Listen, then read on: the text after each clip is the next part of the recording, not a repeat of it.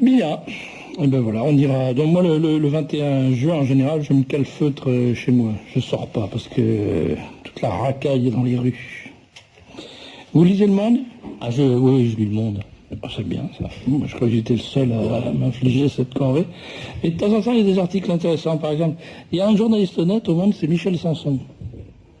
Il est à Marseille. Il est protestant et de gauche, enfin, sauf le pléonasme. Il est honnête. Et là, il a fait un papier sur l'affaire de Marseille. Je voudrais remercier les supporters anglais d'ailleurs. Parce qu'ils ont mis un peu d'animation dans cette Coupe du Monde qui autrement aurait été très ennuyeuse. Et parce que c'est eux qui ont tout fait. Hein. Oui. Ils ont tout cassé, ils ont attaqué tout le monde, ils ont brûlé, ils ont cassé les vitrines, ils ont volé, ils se sont entrepoignardés, ils se sont entreégorgés, ils se sont donné des coups de batte sur la tête, et ils se sont conduits en prison, ils se sont condamnés eux-mêmes et expulsés eux-mêmes. D'ailleurs, ce qui est amusant dans cette histoire, c'est que les mêmes qui protestent quand on prend un violeur algérien ou un voleur turc ou enfin étranger en général qu'on le prend par la peau des fesses et qu'on le met dans un avion pour le ramener chez lui, ils disent l'expulsion est inadmissible, c'est la double peine. Mais là les Anglais, quand on les renvoie en Angleterre à coup de pompe dans le fondement, c'est vraiment, alors là, formidable, tout le monde est content.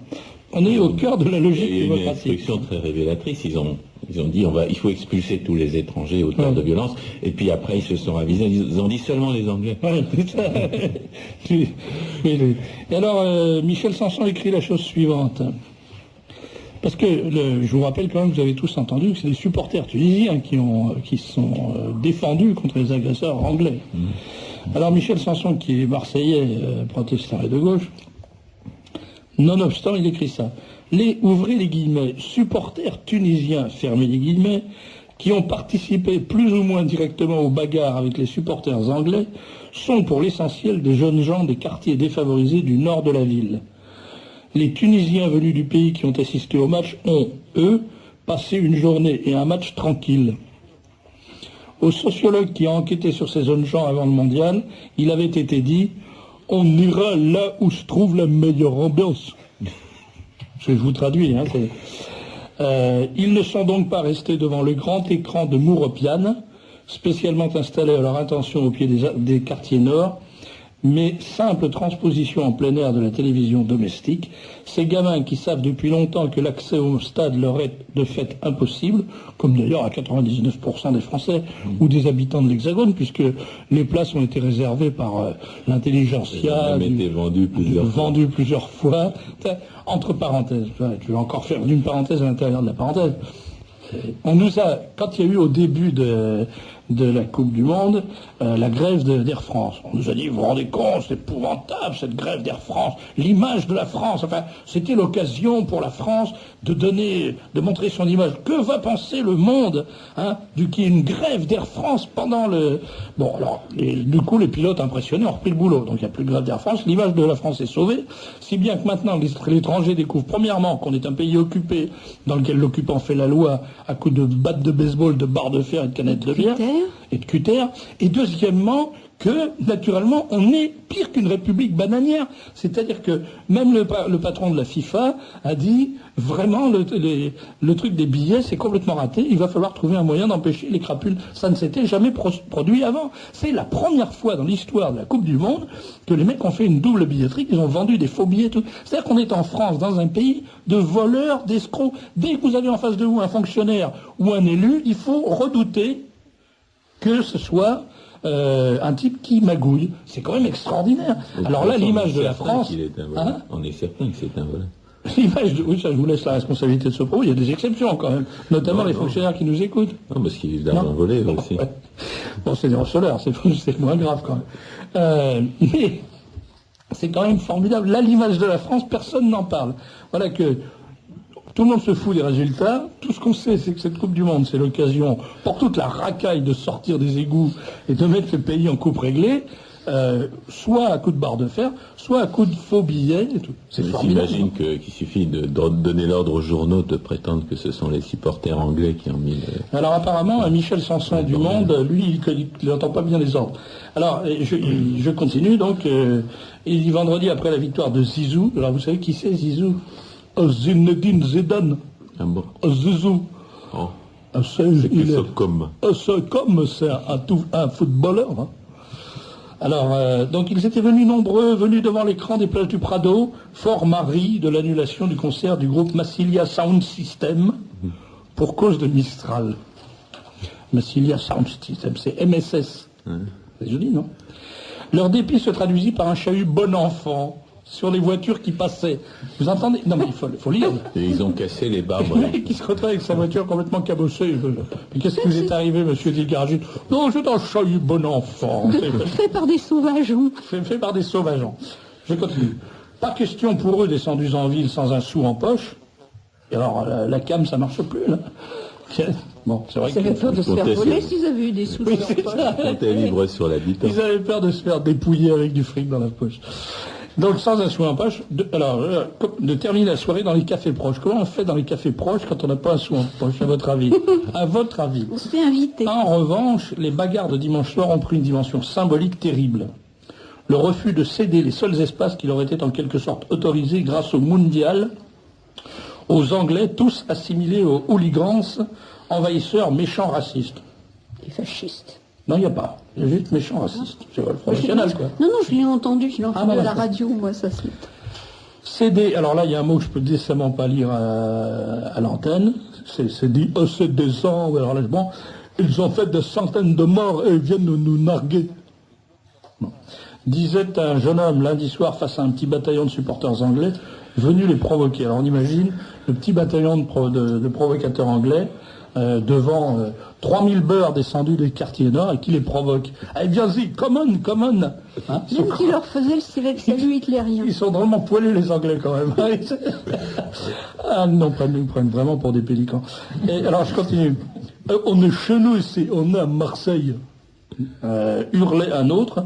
L'expression est d'autant plus frappante, le mot est bien choisi, que précisément le Vieux-Port n'est pas exactement l'endroit où ces jeunes sont considérés tout au long de l'année comme étant chez eux. Ça, si vous trouvez un plus bel euphémisme, vous me passez un coup de fil.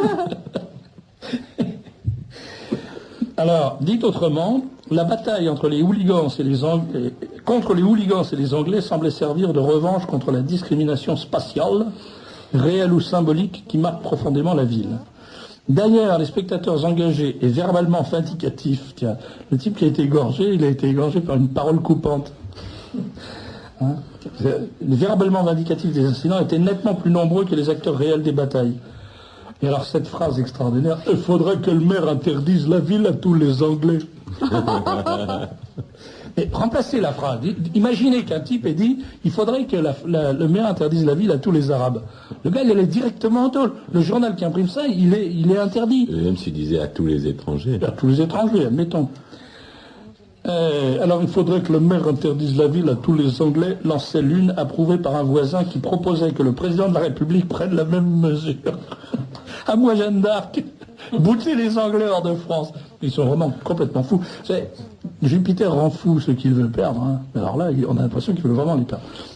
Lorsqu'un dernier bataillon de supporters anglais, cela vindicatif, fut dûment encerclé par la police, écoutez la suite, vous allez rire, et embarqué dans un bus de la RTM, un tout petit noirot arrêta son ami qui cherchait une pierre à lancer avec cette formule, deux points et les guillemets, « Oh, déconne pas, c'est le 97, c'est notre bus, c'est celui-là qu'on prend pour rentrer à la cité. » Car les réjouissances passées, il faudra bien rentrer à la maison, là-haut dans les quartiers. Il disait assez bien qu'il ne se sentait pas tout à fait chez lui en occupant l'espace central de la ville. Il n'y a jamais un article plus démonstratif de la tribalisation de la France n'a été publié dans aucun journal d'extrême droite. Moi, j'ai jamais démontré aussi brillamment que la France est en train de devenir une mosaïque de tribus. C'est-à-dire que les gars, ils attaquent les autobus, mais pas le 97, hein, c'est celui qu'on rentre avec. C'est fabuleux. Alors, la réaction des Marseillais, que ce soit en ville dimanche soir ou aux abords du stade lundi après-midi, les forces de l'ordre ont souvent donné l'impression d'hésiter sur la conduite à tenir face aux jeunes des cités. Parce qu'ils ont l'impression qu'il n'y a qu'à Marseille que ça se produit. Il faut dire qu'à Versailles, quand ils sont allés arrêter un type, ils sont laissés 15 flics sur le tapis, non, 7 flics sur le tapis. Aux Champs-Élysées, où en ce moment, toutes les nuits, il y a des émeutes, personne n'en parle. C'est un patron de boîte de nuit l'autre soir sur Radio Gay qui racontait avec des minutes, c'est épouvantable, ils ont tiré une fille par les cheveux, c'est frais. Ils ont peur maintenant, hein, quand ils vont faire la Gay C'est le commencement de la scène. voilà. Ça. Et voilà, la peur, elle commence à... Quand les jeunes des Bienvenus viendront participer à la Gay Pride, on va commencer à rigoler. Ah, c'est ça, je demande. Alors, là, je réserve ma place, là, sur un balcon, hein, pas dans un camion. Et alors, il y a un truc extraordinaire que j'ai entendu, parce que je zappe sur les radios aussi, c'est sur... j'ai écouté France Info, et après je suis passé sur Europe numéro 1. Or, sur France Info et sur Europe numéro 1, le matin des émeutes, ils ont passé exactement la même interview d'une jeune femme de Marseille qui disait « Oh, moi j'aime bien le foot j'aime bien ça, mais là vraiment ils en font trop, et c'est dégoûtant. J'ai vu un type étendu par terre, il lui jetait des chaises par-dessus, le pauvre, dis donc, qu'est-ce qu'il a dû prendre, et c'est pas beau la violence comme ça déshonore le football. » Eh bien, sur Europe 1, c'était... Et d'ailleurs, Mireille, qui a été témoin des événements, raconte. Et on entendait Mireille, c'est pas beau de faire ça. J'ai vu une type étendue par terre, il lui jetait des chaises par-dessus. Hein. Et sur France Info, c'était... Et Farida, qui a assisté à la scène, raconte. Eh bien, c'est pas beau de faire des choses comme ça. C'était la même interview, le même enregistrement. Sur Europe 1, c'est Mireille, prénom typiquement provençal. Hein. Et sur France Info, c'est Farida, prénom typiquement marseillais. D'ailleurs, je me propose de réécrire une version de la partie de cartes avec, tu sais ce qu'elle te dit, la sécurité militaire algérienne. Non, pas cet accent-là, d'ailleurs.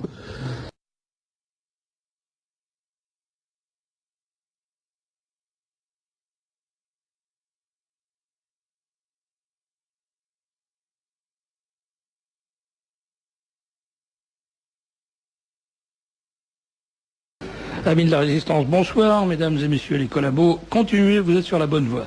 Parce que vous avez vu que maintenant, ils expulsent. On se met à expulser les étrangers délinquants. Donc c'est bon signe. Dans quelques temps, on va vraiment expulser les étrangers délinquants. D'ailleurs, au fond, on peut s'interroger sur ce qui est en train de se passer, parce que on a le droit maintenant d'être raciste. Si vous lisez François d'avant-hier, Parisien libéré, Libération, même Le Monde, on a le droit de dire du mal des gens à raison de leur nationalité. Alors, on peut dire les salauds de Bosch, ordures d'anglais. Alors pour l'instant, on a le droit de dire qu'à propos des Bosch et des Anglais. Mais attendre un petit peu, à mon avis, ça va progresser. C'est pour ça que je disais, mesdames et messieurs les collabos, vous êtes sur la bonne voie. Cela dit, les hooligans sont vraiment des imbéciles. Je suis obligé de le dire. Bon, parce que si, au moment où on les arrête, ils n'avaient pas sur eux leurs papiers, comment voulez-vous les expulser? Alors on leur dirait, monsieur, vous êtes un hooligan. Ils diraient, mais comment le savez-vous? Enfin, dans leur langage. Comment tu le sais? Il suffirait qu'ils travaillent un peu leur accent. Alors dire, mais vous êtes un hooligan allemand, vous êtes un voyou allemand? Non, moi je suis de cité. On ne peut pas les expulser, ils n'ont pas de papier. C'est très facile de passer de hooligan expulsable en procédure d'urgence à jeune non expulsable. Alors vous allez me dire, mais tout le monde le voit. Tout le monde voit quoi? Tout le monde voit quoi? Il y aurait une différence visible entre les jeunes Allemands et les jeunes des cités? Qu'est-ce qui parle de ça? Vous n'allez pas me dire qu'il y a des races maintenant, c'est nouveau ça. Comment voulez-vous qu'un policier, à partir du principe que tout le monde accepte dans ce bas monde, c'est que les races n'existent pas, tout le monde est au courant de ça, sauf les médecins quand même. Parce que là encore l'autre jour, j'ai reçu un document qui m'a été envoyé par un auditeur-lecteur, où j'apprenais que pour faire les tests pour savoir si une personne qui était enceinte, une dame enceinte, n'avait pas de risque d'avoir un enfant atteint de trisomie 21, on pose des questions. Il y a donc une liste de questions qui sont posées avant de faire le prélèvement de liquide amniotique, si je ne m'abuse. Et parmi ces questions, il y a la race. Donc, visiblement, ces médecins ne savent pas que les races n'existent pas. Mais Chevènement le sait, les policiers le savent, donc les races n'existent pas. Alors, quand ils ont devant eux un type qui a tapé sur un flic, comment voulez-vous qu'ils sachent si le gars n'a pas ses papiers sur lui, si c'est un hooligan allemand ou un jeune des cités? Puis les races n'existent pas, ils ne peuvent pas le savoir. Donc, ils sont obligés de se référer à ce que va dire le jeune qu'ils ont devant eux. Alors, il y a des trucs pour dire la différence entre les hooligans et les jeunes. Alors on va chercher, par exemple, les hooligans sont jeunes. Bon, les jeunes aussi. Les hooligans cassent, les jeunes aussi. Les hooligans n'aiment pas les flics, les jeunes non plus. Les hooligans sont étrangers, les jeunes non. Les hooligans sont généralement en provenance de milieux défavorisés, les jeunes aussi. Les hooligans ne parlent pas français, les jeunes non plus. Alors, comment voulez-vous reconnaître un jeune d'un hooligan? C'est impossible, dans la mesure où les races n'existent pas. Alors, je lance un conseil là, aux hooligans. Quand vous êtes arrêté, when Sie sind arrestieren, ou when you are arrested, il faut leur parler la langue. Vous jetez vos papiers et vous dites « Oh, je viens de la Courneuve ». Et puis ça y est, vous êtes tranquille, vous êtes inexpulsable en urgence, ou même autrement. Vous voyez, c'est une bonne idée ça, qu'est-ce que vous en pensez? Voilà, on va encore dire que je donne des mauvais conseils, mais c'est surtout pour que soit respecté le principe démocratique de la non-application de la double peine, parce que, si vous voulez, regardez ces petits jeunes, les jeunes Allemands par exemple, on leur applique la double peine puisqu'on les expulse de France et ils vont être condamnés en Allemagne. Alors, c'est quand même pas juste, puisque la double peine, on est contre. Alors je vous dis, hooligans de tous les pays, transformez-vous en sans-papiers. Et là, vous êtes invirable. Parce que le premier flic qui dira, mais enfin, on voit bien que c'est pas un jeune décité, il va être inculpé pour racisme, pour incitation à la haine raciale. Hein? Voilà, ce conseil était gratuit. De Vichy, parce qu'on nous raconte maintenant toujours le régime de Vichy, la police de Vichy, etc., etc., etc. Et en fait, moi je dis, qu'est-ce qu'il y avait à Vichy? Il y avait d'abord en France, qu'est-ce qu'il y avait? Il y avait des couches superposées. Il y avait d'abord l'armée allemande, avec tous ses pouvoirs, qu'on semble oublier, parce que maintenant, il n'y a plus que Pétain, Hitler ça n'existe pas, c'est Pétain qui a fait tout le mal. Bon, alors il y avait l'armée allemande, qui était la grosse chose. Et puis il y avait le gouvernement du maréchal, qui était quelque chose qui essayait de protéger ce qu'on pouvait protéger. Et puis en dessous, il y avait l'administration française, qui était l'administration républicaine. Quand on nous parle de la police de Vichy, le maréchal n'a pas sorti une police de son képi. Il a été obligé de prendre la police qui avait été nommée par qui? Par Salengro, par Sarraut, par Mandel. Alors d'ailleurs, De Gaulle, qui dit toujours la vérité en mentant, il y aurait à étudier extraordinairement la chose. De Gaulle dit toujours la vérité, mais toujours en mentant. Et quand il a réuni les flics en 1944 à la Libération à Paris pour leur remettre la fourragère rouge, ce qui a un peu surpris un certain nombre de résistants qui avaient été arrêtés par ces mêmes policiers. Enfin, ceux qui n'étaient pas morts, ceux qui n'avaient pas été assassinés. Il a dit, cette police, que sa fonction maintint sur place. Eh bien alors, c'est la définition de la collaboration.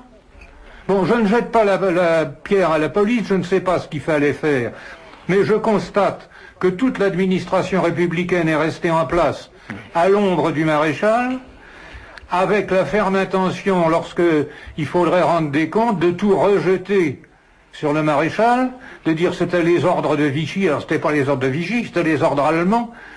Et la justice était aussi la justice. On ne crée pas une justice de bric et de broc comme ça tout d'un coup. Et c'était les magistrats qui étaient en poste sous la Troisième République, etc. Qui sont d'ailleurs restés en poste. Qui sont d'ailleurs restés en poste, après avoir tous prêté serment au maréchal. Le seul qui n'a pas monté en grade, c'est le seul qui n'avait pas prêté serment au maréchal, un nommé Didier. Mais donc, les mêmes magistrats qui avaient condamné les résistants ont condamné les collabos après la libération. Bien sûr. À l'aérodrome de Chartres, il y avait une base de la Luftwaffe. C'était les ouvriers communistes qui réparaient les avions allemands. Et là, ils ne les sabotaient pas comme ils sabotaient les nôtres en 1939. C'est la différence. Je sais fort bien quelle était notre mentalité dans cette petite résistance vraie.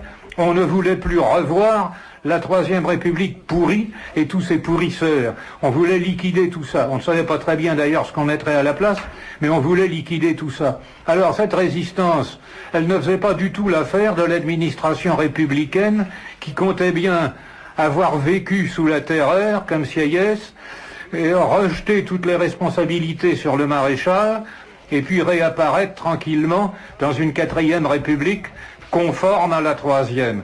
Et la résistance ne voulait pas de ça, donc on a saqué la résistance et on lui a substitué une fausse résistance organisée de toutes pièces, avec des gens sûrs, des gens qui souvent avaient plus ou moins collaboré et qui par conséquent avaient besoin de se dédouaner, à qui on donnait des assurances, car De Gaulle, encore lui, disait « les circonstances ont été exceptionnelles, souvent absolutoires, en raison des ordres du gouvernement de Vichy ». C'était pas les ordres du gouvernement de Vichy, on pouvait toujours ne pas y obéir, ou tout au moins y obéir très discrètement.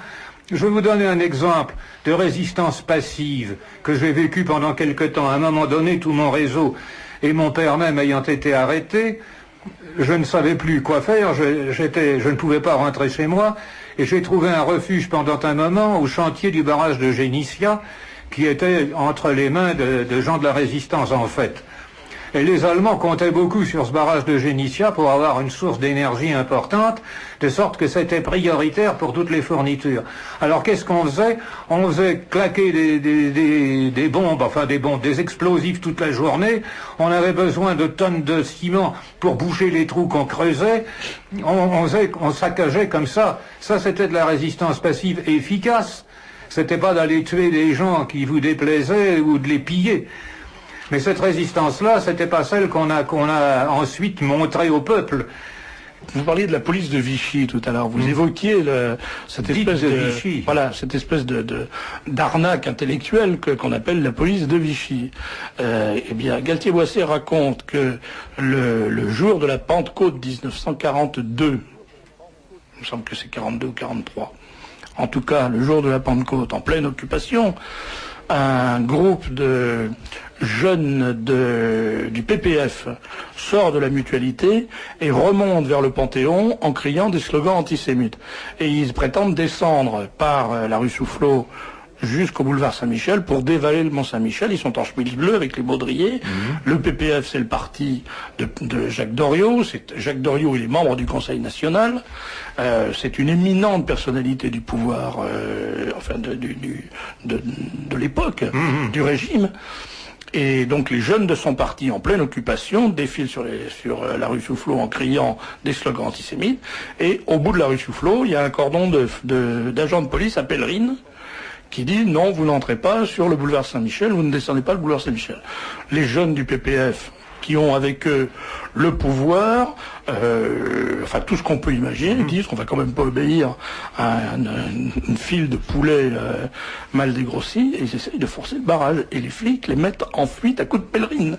Et en leur tapant dessus avec leur bâton blanc. C'est raconté par Galtier-Boisset qui en est le témoin. Alors quand vous dites aujourd'hui à un jeune homme de 20 ans ou de 25 ans qu'en pleine occupation à Paris, les représentants d'un parti collaborationniste qui était dirigé par un des chefs du régime pouvaient se faire taper sur le coin de la figure par des flics à bâton blanc parce qu'ils prononçaient des slogans antisémites, le jeune vous regarde comme si vous étiez un fou. Parce que le mensonge est tellement énorme à l'heure actuelle que plus personne n'ose dire la vérité. Justement, ce que j'explique aussi, parce que je ne veux pas accaparer ce micro trop longtemps, c'est comment s'est faite la grande collusion entre les communistes et les gaullistes. Le colonel Trinquier parlait toujours du gaulo-communisme, mais il y a eu une grande collusion parce que les communistes qui avaient trahi en 39-40 avaient besoin d'une réhabilitation et les gaullistes avaient besoin d'hommes de main. J'ai cité ce document d'un officier français qui, revenant d'Alger, nommé à Paris juste au moment de la libération, passe en Dordogne où ses parents étaient, il passe en Dordogne pour les voir, il constate ce qui se passe dans ce département sous la terreur rouge, et une fois arrivé à Paris, il fait immédiatement un rapport en disant « mais qu'on me donne un régiment de Spahis, moi je remets tout ça en ordre ». Et l'amiral Barjot, qui est chef d'état-major, lui répond « ne dites rien, ne faites rien, le général a besoin des communistes ». Il avait besoin des communistes pour semer la terreur et apparaître comme le sauveur. C'est toujours le même système. Et alors on a réhabilité les communistes et on traite maintenant de martyrs de la résistance, des gens qui ont été fusillés comme otages par les Allemands parce qu'ils étaient communistes, parce qu'ils avaient été arrêtés en 39-40 sabotant la défense nationale française, parce que c'était des traîtres. Et maintenant, ce sont devenus des martyrs de la résistance. Notamment, un des otages de Chateaubriand est un communiste qui était en prison parce qu'au moment du départ sur le front, il allait voir les gars qui partaient à la gare de l'Est en leur disant « Bon, les petits gars, je compte sur vous, crosse en l'air. » Ah oui. Alors, il s'est fait piquer par les flics, il a été foutu en prison. Et quand il était en prison, il a été arrêté, il a été conduit à Chateaubriand, il a été fusillé comme otage. Et maintenant, son nom figure dans la liste des otages de Chateaubriand comme d'un héros de la résistance. Alors que c'était un pacifiste. Mais tout est truqué. Voilà, une bande de hooligans a attaqué un commissariat à Château-Renard et leurs revendications ont été taguées sur les murs et c'était une mosquée pour tous. Alors là, je comprends plus rien, là, non? Si les hooligans se mettent à réclamer des mosquées, foutent le feu au commissariat pour avoir des mosquées, c'est à moins qu'il y ait peut-être une confusion, c'est peut-être pas des hooligans. On peut pas savoir. Vous n'avez pas un petit chant à nous proposer qui pourrait illustrer ce propos? Non, mais j'ai une très belle marche, si vous voulez, Serge, on pourrait l'écouter. Ah. C'est la marche de la libération, qui a été composée en 1940 par une réfugiée de 19 ans, Yvette Oyot. Mais elle avait pris de l'avance. Elle avait pris de l'avance, elle savait déjà que la France allait sortir de ses épreuves. Bon, ben alors, écoutons la marche de la libération.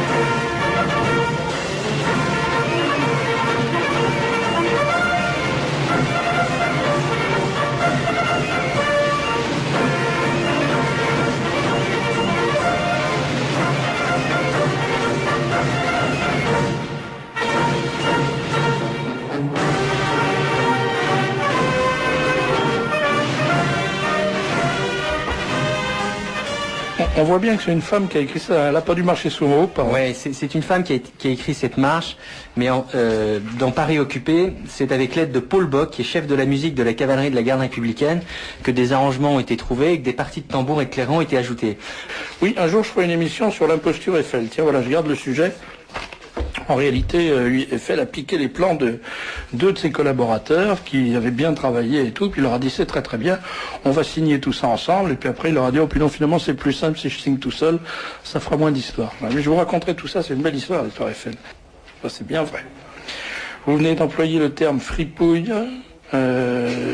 pour Gustave Eiffel. Moi non, j'ai pas dit ça. Venant de lui, on pouvait en effet s'attendre à un sale tour. C'est amusant ça.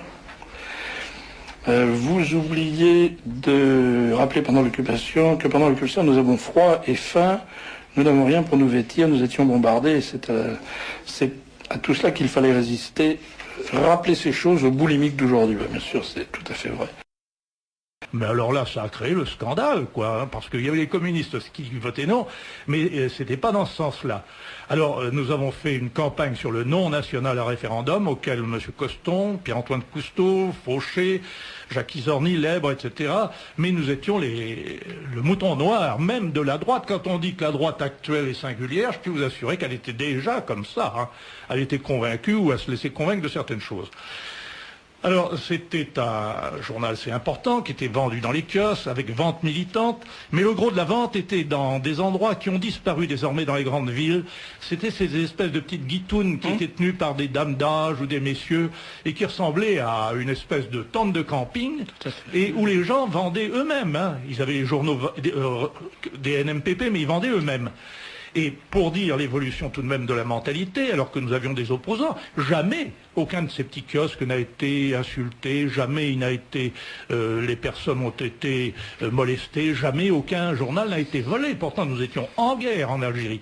Les mœurs politiques sur le plan de la violence ont évolué d'une façon incroyable, moi qui ai vécu cette époque, et on en est à un point où on ne s'imagine pas ce qu'étaient les libertés à ce moment-là.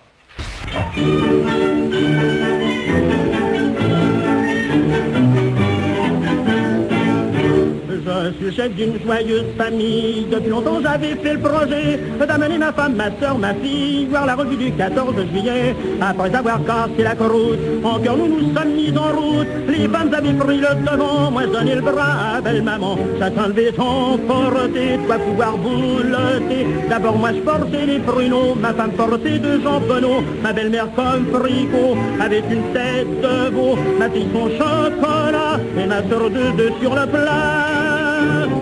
Et content, nous marchions triomphants, en allant à Longchamp, le cœur à l'aise. Sans hésiter, car nous allions fêter, voir et complimenter l'armée française.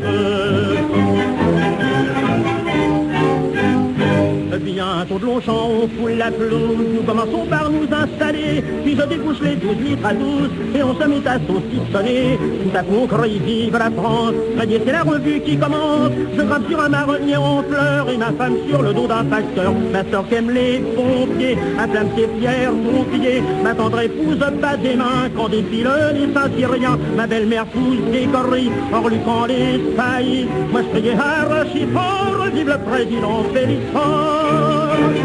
J'étais content, nous étions triomphants de nous voir à Longchamp, le cœur à l'aise. Sans hésiter, nous voulions tous fêter, voir et complimenter l'armée française.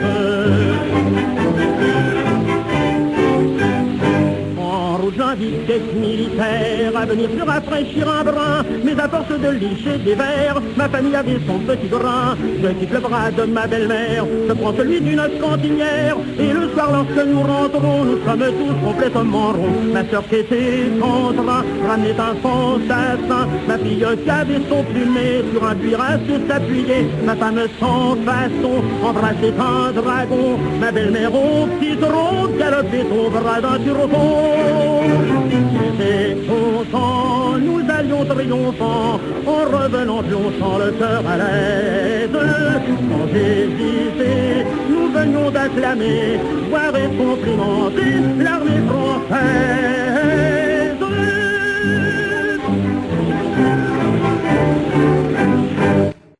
D'ailleurs, c'est très génial quand vous parlez tout à l'heure de ces braves gens qui sont pour la méthode expérimentale, seuls comptent les faits. Ça, combien de fois j'ai entendu, mais qu'est-ce qu'un fait? Alors, les gars disent, moi, pas philosophie, un fait. Comme un fait. Voilà. Alors, ils disent, voilà, un fait, pour moi, c'est ça. J'ai dit, mais là, vous mesurez plus avec le décamètre et le double décimètre, vous me faites un coup de philo, là. Ah bon? J'ai dit oui, combien de fois? Mais la oui, vous êtes obligé de le définir. La plupart des gens qui nient la preuve philosophique passent leur temps à s'aventurer dans le domaine de la philosophie, où malheureusement, justement, ils sont pas armés. Voilà. Et ils nient la preuve philosophique en utilisant une sous-philosophie de Monoprix. Ce qu'ils ont réussi à se fabriquer pour eux-mêmes. Justement, en n'étudiant pas la discipline. C'est comme l'autre fois, j'ai quelqu'un qui m'a dit il faut supprimer toutes les croyances. Je lui ai dit oui, sauf la croyance qu'il faut supprimer toutes les croyances. Alors il s'est arrêté, m'a dit que voulez-vous dire, là c'était en Bourgogne, et j'ai dit je viens de dire ce que je voulais dire, il faut supprimer toutes les croyances. La bonne contradiction pratique. Je n'avais pas réfléchi à cet aspect de la question. Alors je dis voilà, tu prends Platon, tu travailles 30 ans, tu reviens me voir parce que ton camarade Platon, il a beaucoup travaillé la question dans ses banquets. Voilà. Et après, il est songeur. Il y a une certaine légende, ou une certaine tradition historique qui dit qu'en fait Versailles aurait été un acte politique lié notamment, dans le choix des artisans de Versailles, lié à l'antagonisme entre Louis XIV et Fouquet. Alors, est-ce qu'on peut dire que d'une certaine manière, Louis XIV aurait fait bâtir Versailles pour manifester que la toute-puissance royale était supérieure à la toute-puissance de l'argent, quelle que soit cette puissance? Vous savez, vous vivez comme moi cette époque bien heureuse, post-romantique, dans laquelle on nous fait savoir en permanence que tout acte est politique. Et je prendrai garde de ne pas tomber dans ce travers. Il a existé des gens qui, en d'autres temps, avaient des cerveaux plus libérés, des âmes plus libérées, et avaient une autre vision de leurs fonctions et de leurs actions.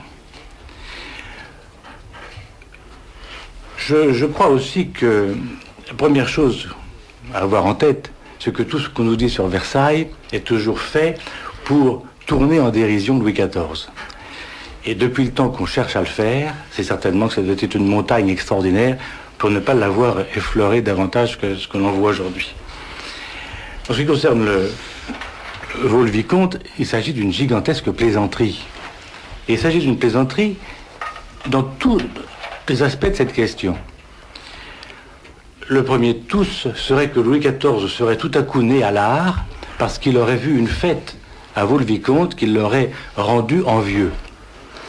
C'est faire peu de cas de la réalité historique et d'autres réalités dont je parlerai ensuite.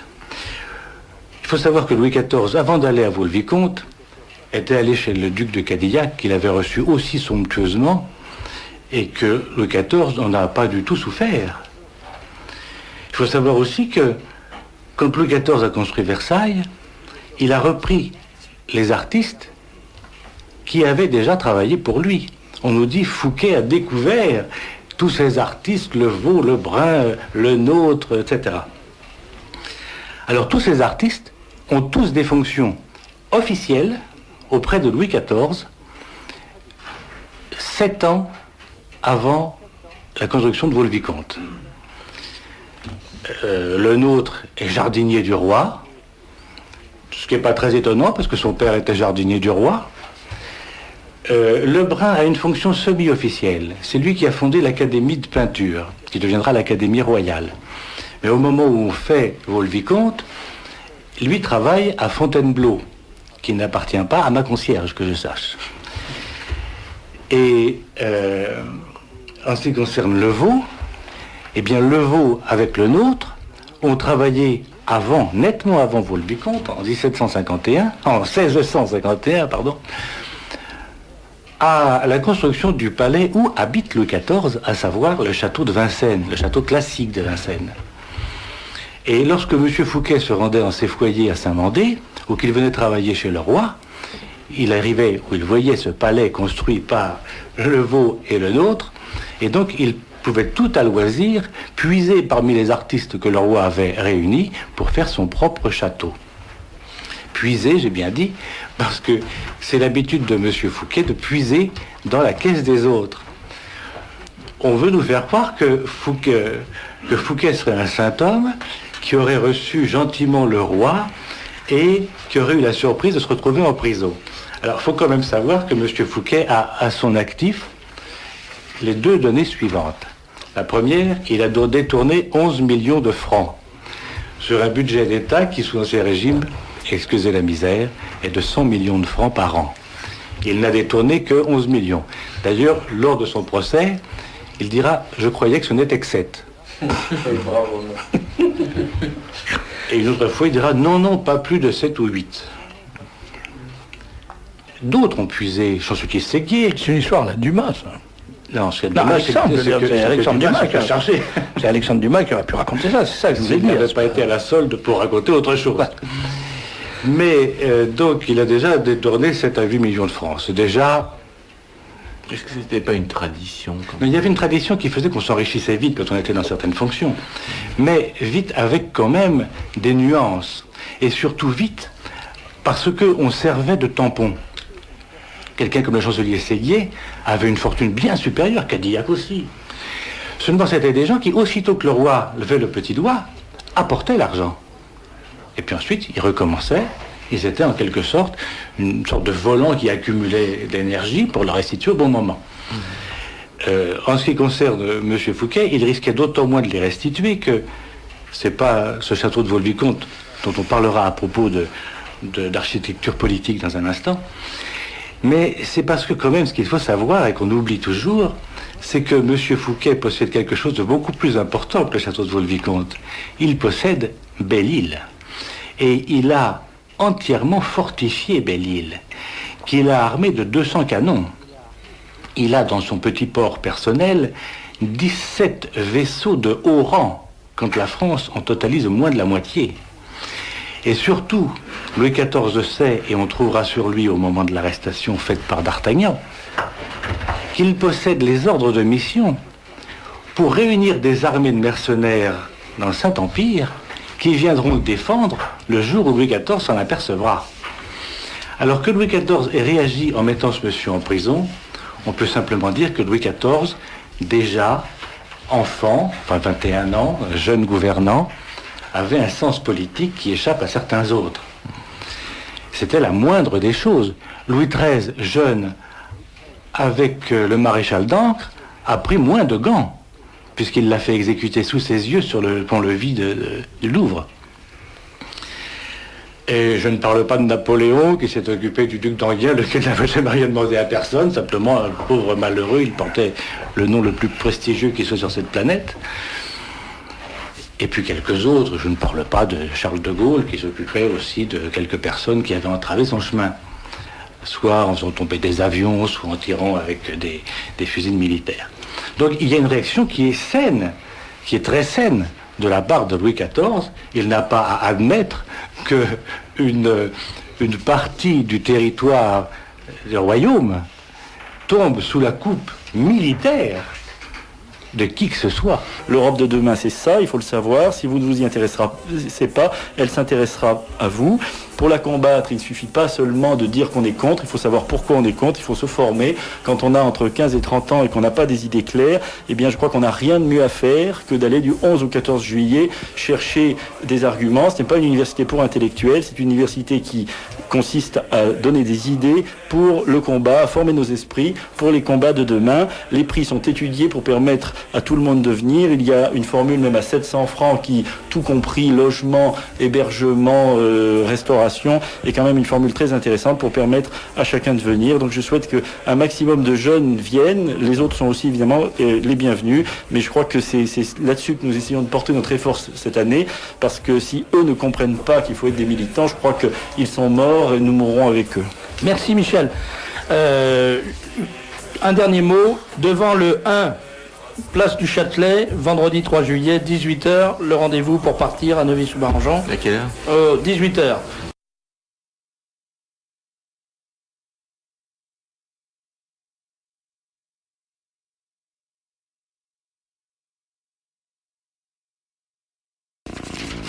J'allais dire glorieux, puisque ça s'appelle La Victoire, et on peut dédier cette pièce à toutes les victoires françaises, passées et à venir, puisque de présentes, hélas, nous n'en avons pas.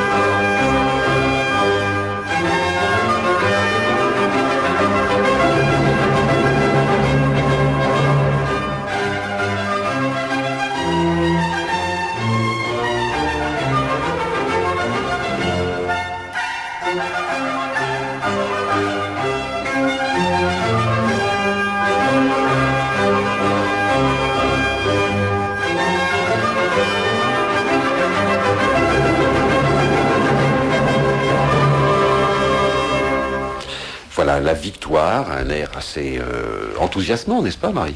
Il y a beaucoup d'entrain dans cette air-là, ça remet bien dans l'ambiance baroque. Peut-être on écoutera-t-on une autre petite extrait tout à l'heure. Alors, je me tourne vers Yvan Gobry, qui nous fait l'amitié de venir pour un livre qui m'a beaucoup marqué, parce que c'est un livre tout à fait intéressant sur Cîteaux.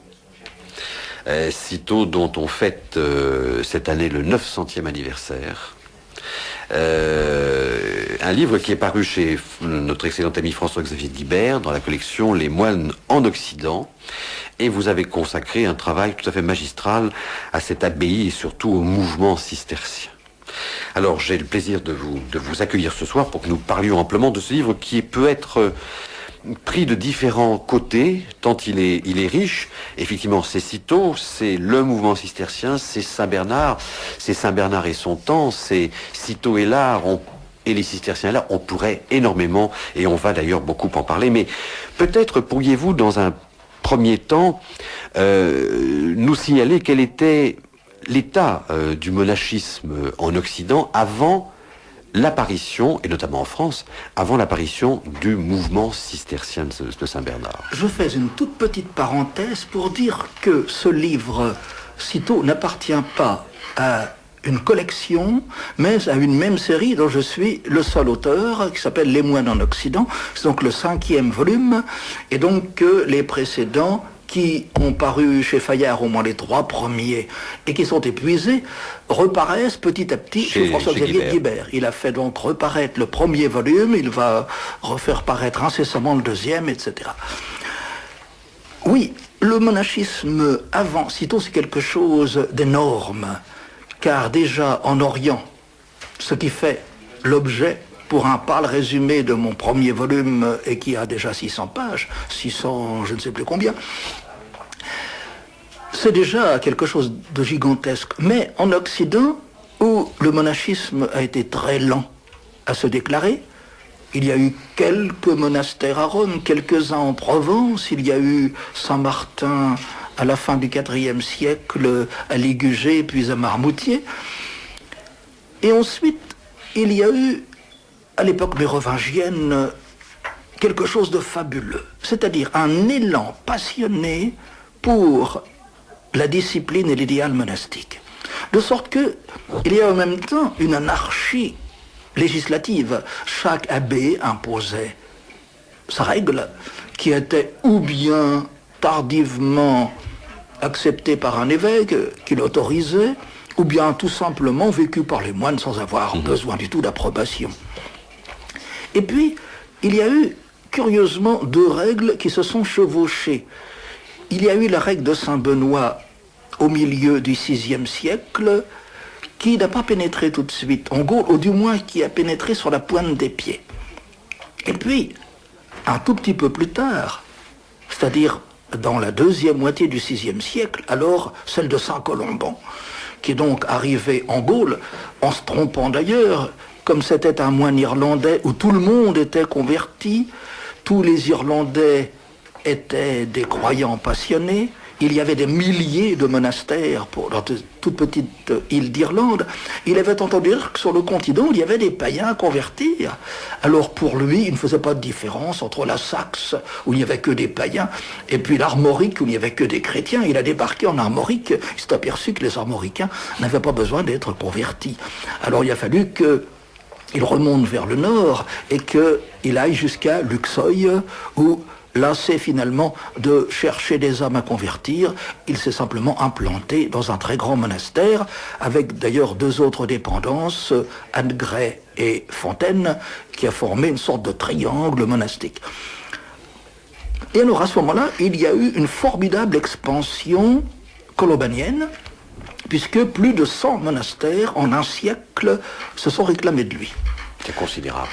Oui. On n'imagine pas ici. On va voir tout à l'heure avec ceux de Cîteaux, enfin du mouvement cistercien, c'est proprement incroyable. Pendant ce temps-là, un compagnon de Saint-Benoît, Saint-Maur. Ici, j'affirme énergiquement, avec la critique historique du XVIIe siècle, que Saint-Maur, qui a fondé le premier monastère, disons, bénédictin, de France, donc tout près d'Angers, que c'était bien le disciple de Saint-Benoît. La critique du XIXe siècle allemande, comme toujours très négatrice, relayée par quelques bons moines français, a essayé de nier la personnalité de Saint-Maur en disant que son biographe, Odon de Glanfeuille, qui écrivait un siècle et demi après lui, était tout simplement un faussaire, qu'il avait inventé le personnage, ou au moins qu'il avait inventé qu'il avait été le compagnon de Saint-Benoît. Alors, je trouve cela un petit peu fort d'accepter cette critique, car Les premiers monastères qui ont eu une règle bénédictine, je ne les énonce pas, je ne veux pas trop ici amplifier le sujet, sont précisément au VIe siècle, disons au 7e, tout à fait à la fin du 6e, début du 7e, dans l'ouest de la France, et donc à faible distance d'Angers. Alors, où aurait-il puisé cette règle, ces bons moines, s'ils ne l'avaient pas eu à distance tout à fait favorable, c'est-à-dire dans cet ouest de la France où Saint-Maur venait de mourir. Donc, Saint-Maur ne fait pas école, sauf dans quelques monastères. On ne parle que de Colomban. Et puis voilà que, chose remarquable, les quelques premiers monastères de Colomban gardent peut-être sa règle, on n'est pas très sûr. Mais, quelques années après, les fondateurs mitigent la règle colombanienne. Ils lui apportent des corrections.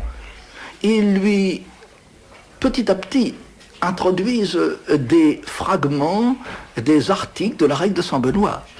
De sorte que, un siècle après la mort de Colomban, il n'y a plus de monastères colombaniens en France, et partout ce sont des monastères, soit moitié-moitié colombaniens et bénédictins, ce qui est un peu évidemment difficile de mélanger les deux genres, car ce sont deux genres très différents, vu que la règle de Saint-Colomban s'est faite pour des ascètes terribles qui pratiquent des mortifications à peine croyables, et que, au contraire, la règle de Saint-Benoît est une règle épanouie, est une règle équilibrée, qui est faite pour le commun des hommes, pourvu qu'ils aient la ferveur, pourvu qu'ils aient la foi, pourvu qu'ils se consacrent entièrement à Dieu.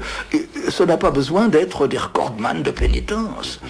Alors il se produit petit à petit donc ce système équilibré et même approuvé par certains papes entre ces deux règles s'évanouit à la fin du 7e siècle, et que nous avons alors la règle de Saint-Benoît qui envahit littéralement, au point que, en 816, Louis le Pieux, qui succède à son père Charlemagne, va faire un grand concile à Aix-la-Chapelle. Il le rassemble de tous les points de son empire, entre l'Elbe et l'Ebre, présidé par lui-même peut-être, mais d'une certaine façon par Benoît d'Aniane, qui est le grand moine de l'époque, le grand abbé, et qui oblige tous les monastères de son empire à prendre la règle de Saint-Benoît. C'est-à-dire qu'après 816, il n'y a plus de monastères qui ne soient bénédictins, ou s'il y en a quelques-uns, c'est en contrebande. Et il en restera certainement, n'est-ce pas? Il y a toujours des abbés qui refusent d'aller au concile, qui disent qu'est-ce que c'est que cet empereur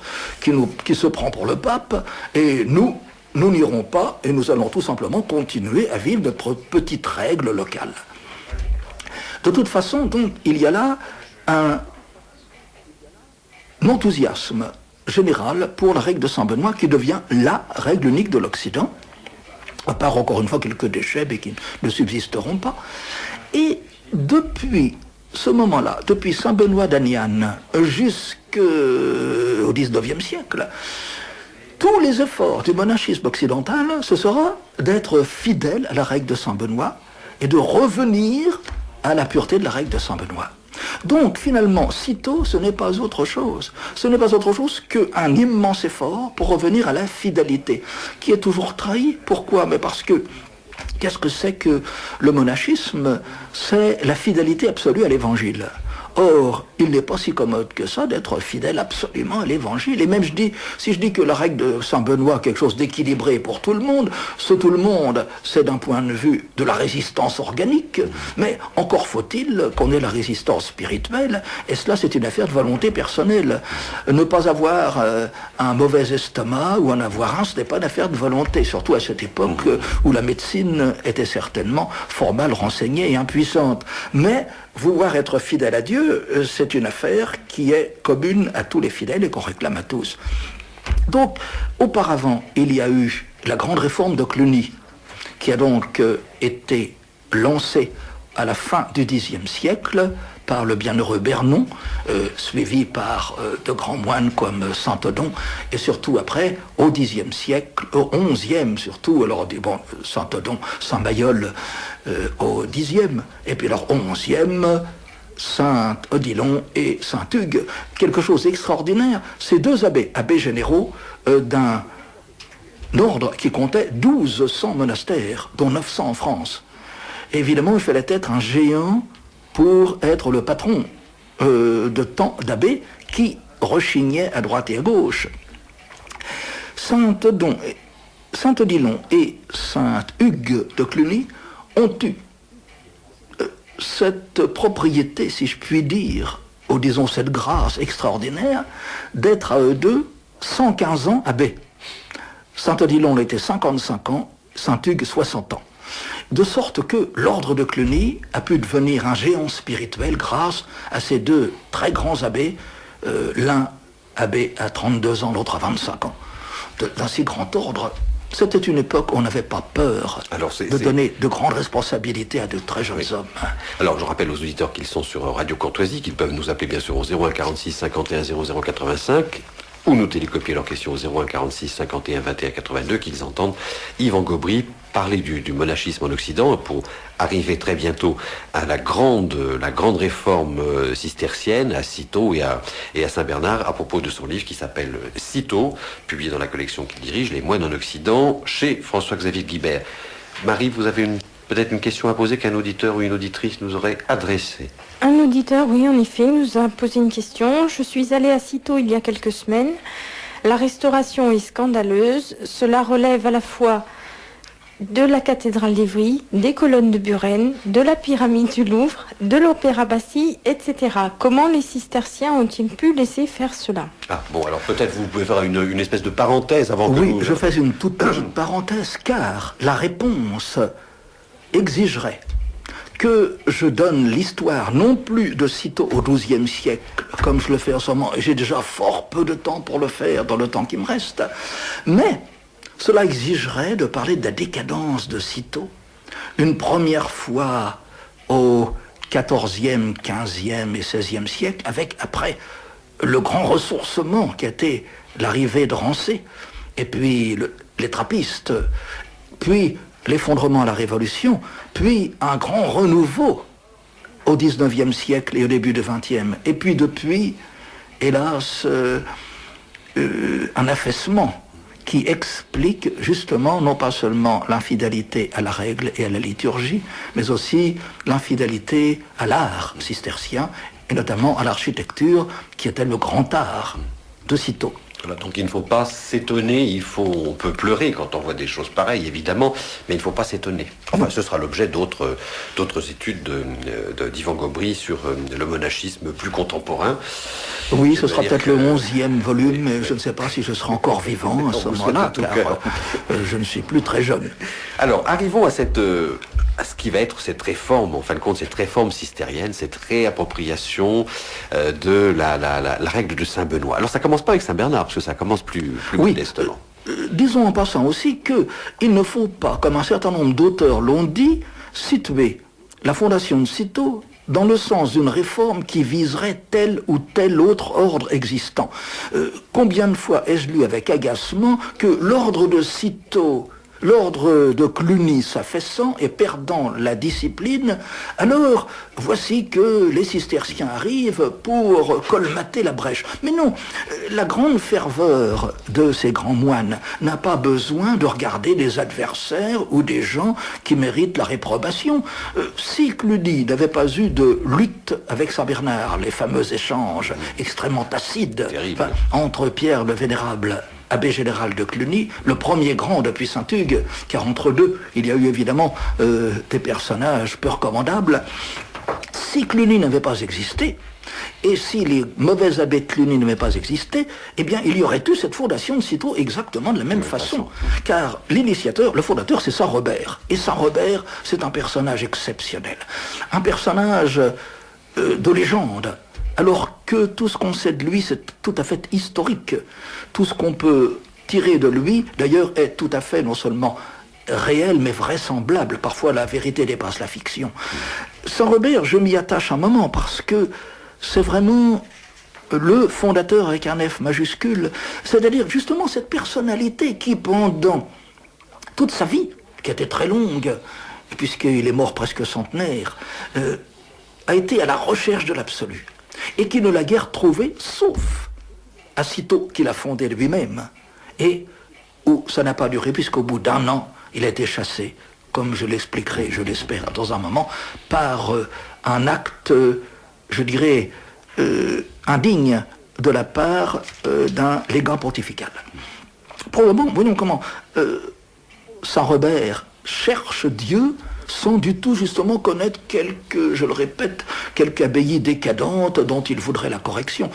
Car en effet, il commence par rentrer à 15 ans. C'est sans doute de la famille, un membre de la famille des comtes de Bar-sur-Seine. Donc il est dans la mouvance des comtes de Champagne. Et probablement que ses parents vont en hôtel à Troyes, car tous les grands seigneurs de cette époque avaient un hôtel dans les capitales politiques. Il entre comme moine à 15 ans, donc à un monastère qui avait beaucoup de réputation à l'époque, et qui est Montier-la-Selle, tout à côté de Troyes. C'était au fond sur le territoire de la cité troyenne. Montier-la-Selle, vous pouvez remarquer d'ailleurs que c'est une redondance, puisque tous les deux, ça veut dire un monastère. Montier, c'est Moutier, n'est-ce pas, monastérium, et la Selle, c'est un petit monastère. Bon. Montier-la-Selle, qui avait donc été fondé quelques siècles plus tôt, c'est-à-dire exactement au 7e siècle, par justement Saint Frobert, qui était un moine de Luxeuil, qui était donc précisément un colombanien. Le jeune Robert est là dans la vie monastique d'un monastère très austère, comme un poisson dans l'eau. Il devient rapidement prieur, et à ce moment-là, voilà que les moines de Saint-Michel de Tonnerre perdent leur abbé, et apprenant la réputation du jeune prieur, le réclament comme abbé. L'abbé de Montier-la-Selle permet à son prieur. Robert, tout feu, tout flamme, arrive à Saint-Michel, et qu'est-ce qu'il s'aperçoit? Une communauté en décadence. Là, vraiment, il y a une décadence. Alors il dit aux moines, eh bien, messieurs, c'est très simple, maintenant, ça va être le tour de vis. Et leur protestation, et pendant une année, Robert essaie de toute son âme de mettre de l'ordre, mais les moines se moquent bien de l'ordre et continuent leur vie relâchée. Du coup, il secoue la poussière de ses sandales sur le seuil de Saint-Michel et il s'en retourne comme simple moine à Montier-la-Selle. Ici, les années ne sont pas précises, on ne peut pas chercher à les connaître. Tout simplement, alors quelques années plus tard, j'en passe d'ailleurs, et de bonnes, je ne dirais pas des meilleures, je ne passe pas les meilleures. Et voici que cette anachorète, ce qu'on appelle parfois ermite, enfin des ermites vivant en large communauté, disséminés sur un petit territoire forestier, et qui habite Collan, non loin d'Auxerre, réclame un abbé. J'aurais cet homme qui vole un abbé, oui, parce qu'il commence à sentir le besoin d'une discipline collective. À quelle heure doit-on dire l'office en commun? À quelle heure doit-on se retrouver pour la messe? Eh bien, il y a des discussions, il faut un patron. Alors, il demande à l'abbé de Montier-la-Selle, le moine Robert, qui va, et là, il est heureux. Il va les retrouver, il est le supérieur, de sorte qu'il y a un certain nombre d'autres ermites qui arrivent, et le lieu commence à devenir trop étroit. Alors ils en cherchent un autre, et le fameux Simon de Crépy, sur lequel je ne m'étendrai pas, hélas, grand converti, comte de Crépy et comte de Vermandois, l'un des plus grands seigneurs de France, qui vient de se convertir et qui va bientôt aller fonder un ermitage au fond de l'Italie, où il mourra, lui donne la terre de Molème. Donc, c'est-à-dire que ce comte de Vermandois a tout de même des terres jusqu'en Bourgogne. La terre de Molème, alors c'est d'abord la grande ferveur. Robert est un abbé remarquable, aimé de ses premiers disciples. Ils sont là 7 et 6, 13, 14 pour commencer. Enfin, j'ajoute 14 parce qu'il y a l'abbé en plus. Et je fais des petits comptes qui sont difficiles et trop longs à expliquer. Et voici que leur ferveur, à cause de leur pauvreté, attire des quantités de recrues. Et que cette quantité de recrues ferventes, étant maintenant connue de toute la Champagne et du nord de la Bourgogne, reçoit une quantité aussi de dons, de donations, de terres, de revenus, d'églises. Et de vocations, je suppose aussi, voilà. Beaucoup de gens. Et les voilà à l'aise, les voilà riches. Et évidemment, avec la richesse, la ferveur tombe. Alors, Et Robert commence à se fâcher, il leur dit, bien, vous avez des édredons, vous avez des bonnets fourrés, etc., pour vous garantir du froid, mais ce n'était pas dans le règle de Saint-Benoît. Et puis, on pourra faire une liste de tout ce qui arrive, de tout ce qu'on découvre dans les cellules des moines. Alors, il veut les réformer, les autres ne veulent pas. Il s'en va encore une fois. Vous voyez, toujours, ce récit n'a pas tellement pour intérêt le pittoresque des situations, mais cet acharnement de Robert. C'est l'exigence de l'homme, voilà. L'exigence spirituelle.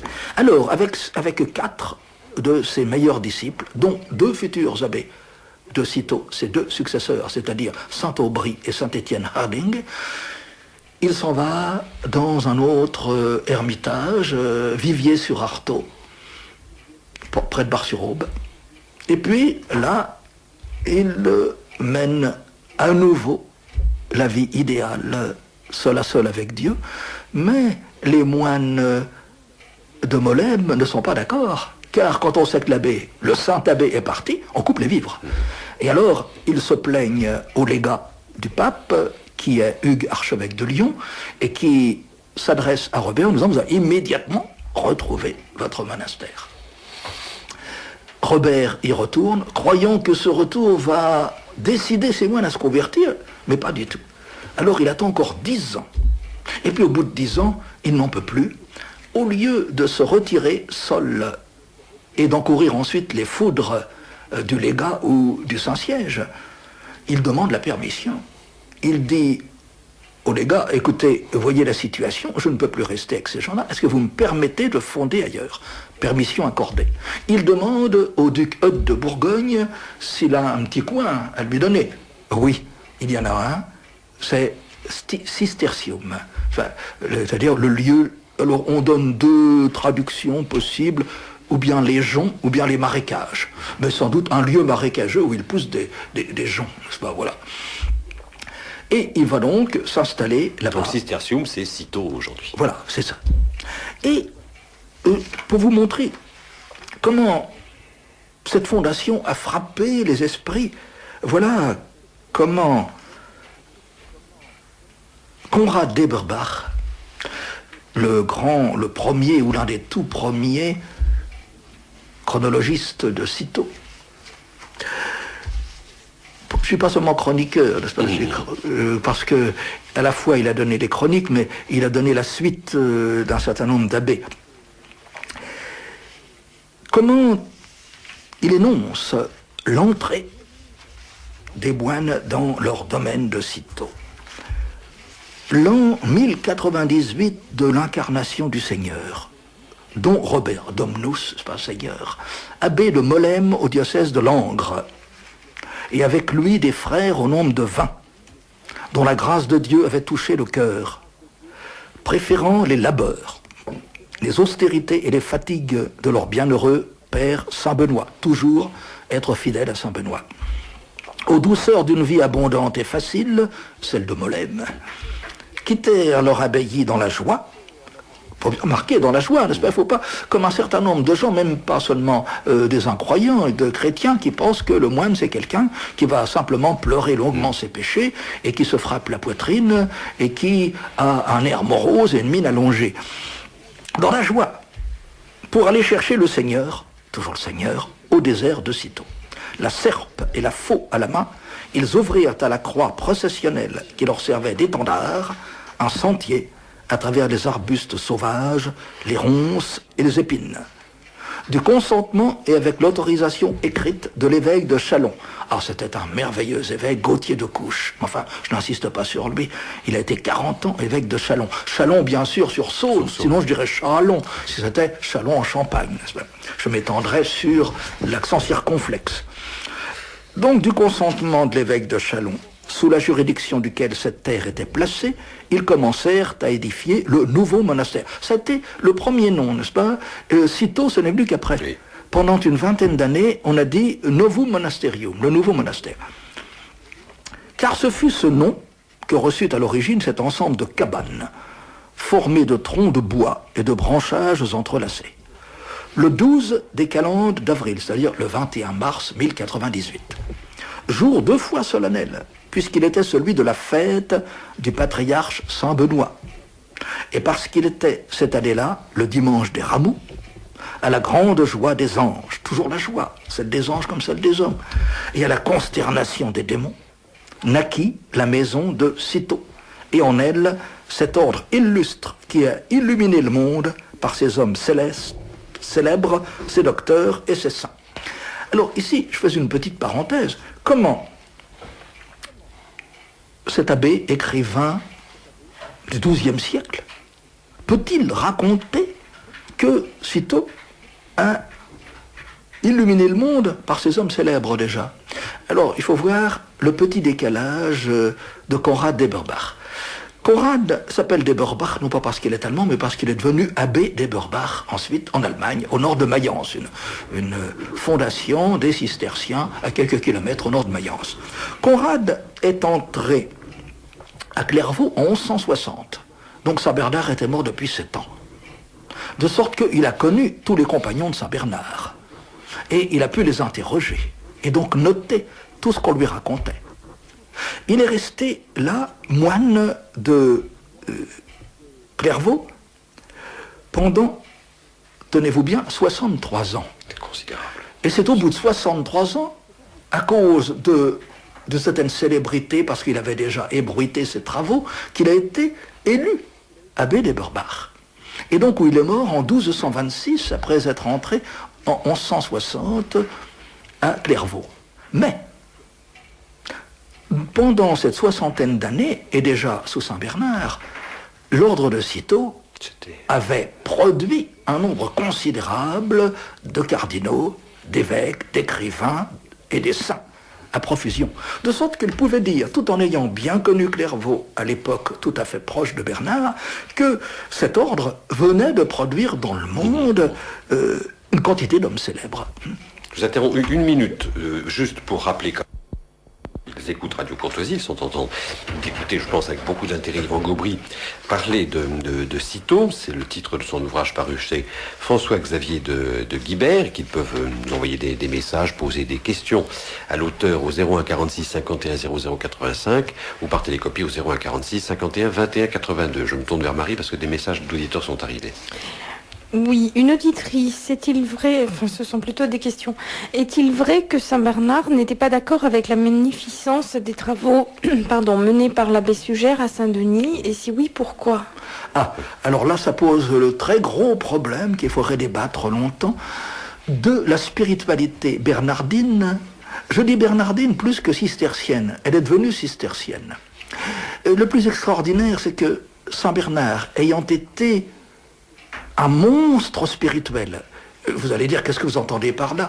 Un personnage tel qu'on n'en a à peu près jamais vu depuis l'Antiquité chrétienne, qui a tenu toutes les volontés sous la sienne, qui a fait plier les papes, les rois, les empereurs, et qui était une sorte de pauvre homme très malade, qu'on croyait voir mourir tous les jours, qui était chancelant, malade à en mourir, et qui, par un charme inexpliqué, par un charisme qu'on n'a pas encore fini d'explorer, tenait sous le charme, justement, tous ceux qu'il rencontrait, et qui en même temps avait une volonté telle, malgré le dépérissement de jour en jour de son organisme, qu'il arrivait à faire des choses que beaucoup d'hommes de son temps n'arrivaient pas à faire. Par exemple, aller de Clairvaux à Rome et de Rome à Clairvaux autant de fois que le pape l'appelait, et sur son passage à faire des prédications qui duraient des heures entières. Cette espèce de cadavre montait dans les chairs, fulminait,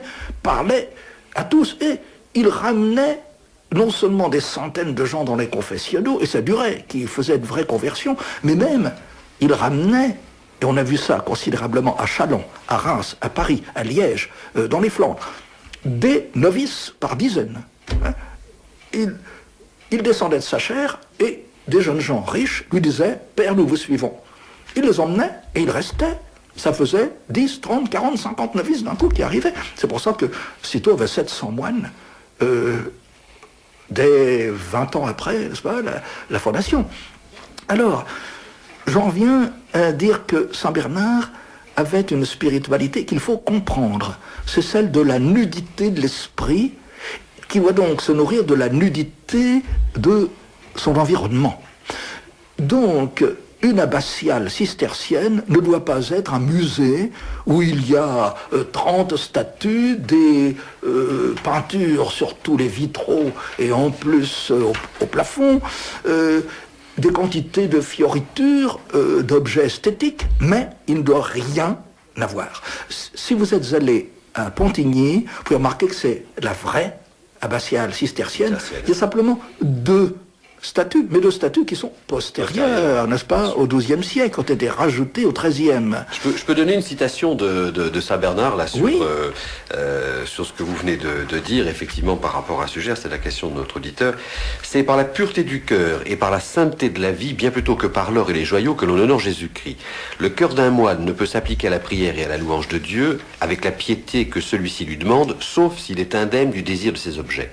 Nous ne voyons pas que Jésus-Christ ait jamais voulu être vêtu de soie, ni porter des habits couverts d'or et de joyaux, que la croix sur laquelle il s'offrit en sacrifice à son Père fût d'argent, ou que les clous qu'il y attachait fussent d'or. C'est dire tout le personnage.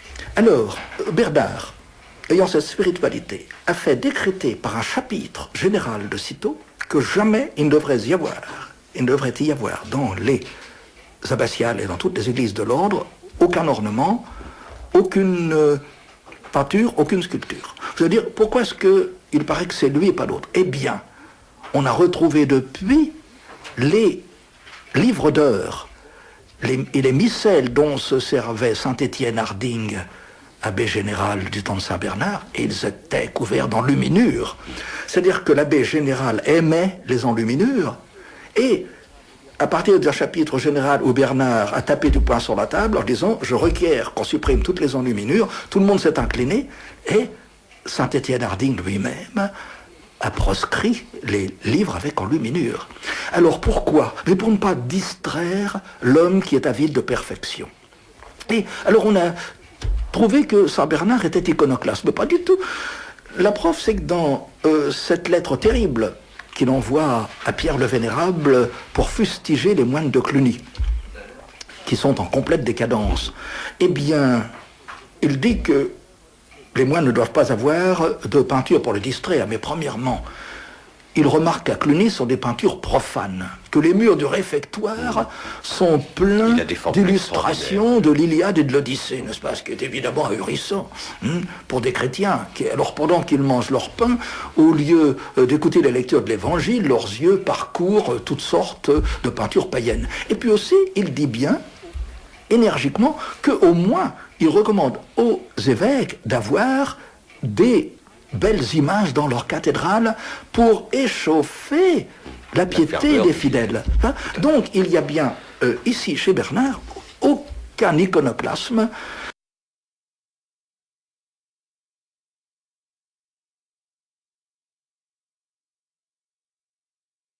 Mais alors, pour revenir à la question de notre auditeur, voulez-vous me le dire exactement, s'il vous plaît? Parce que c'était par rapport à Suger, je crois. Oui, par rapport à l'abbé Suger. Est-il vrai que voilà. Donc Suger, pendant ce temps-là, n'est-ce pas, menait très grande vie. Il arrivait même à se déplacer avec un équipage de 60 chevaux. C'était l'une des abbayes les plus riches de France, certes, et dont même le roi lui-même était vassal. C'est pourquoi quand le roi pénétrait à Saint-Denis, il devait mettre un genou en terre et aider l'abbé à monter à cheval, n'est-ce pas? Et comme vassal de l'abbé. Et donc, dans un premier temps, Suger a été... Je ne veux pas faire de calembour, je vais dire un mauvais sujet. Mais enfin, il a donc été un abbé fastueux, dépensant des trésors pour ses cérémonies et surtout pour ses voyages. Saint-Bernard lui a envoyé des lettres fracassantes. Il pouvait se le permettre. Je pense que tout autre sujet aurait été furieux et qu'il lui aurait clos le bec. Mais là, de la part de Bernard, à la longue, il s'est soumis. Et alors, il a fait un peu le ménage chez lui, c'est-à-dire qu'il a vendu un certain nombre d'objets d'art qui étaient inutiles.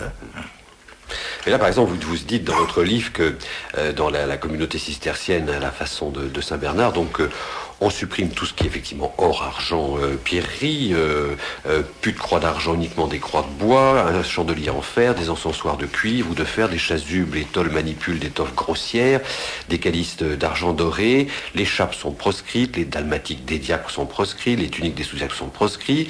Et est-ce que ça ressemble pas un petit peu à...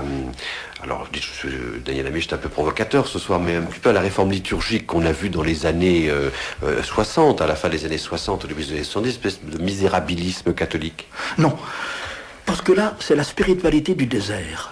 Nos catholiques actuels ne vivent pas dans le désert, ils vivent au large. Nos catholiques actuels vivent grassement. Nos catholiques actuels font bonne chère, dépensent de l'argent pour aller au cinéma, pour aller au restaurant, et donc ils vivent au large. Et ils doivent donner pour le culte divin quelque chose de proportionnel à leur train de vie.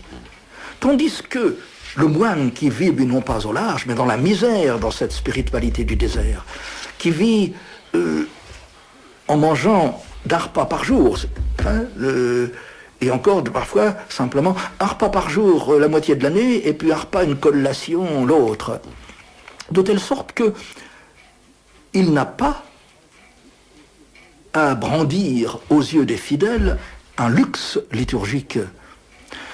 Mais il faut bien faire attention. En plus que c'est pas pour les fidèles, ce sont des monastères qui sont réservés à des communautés. Voilà.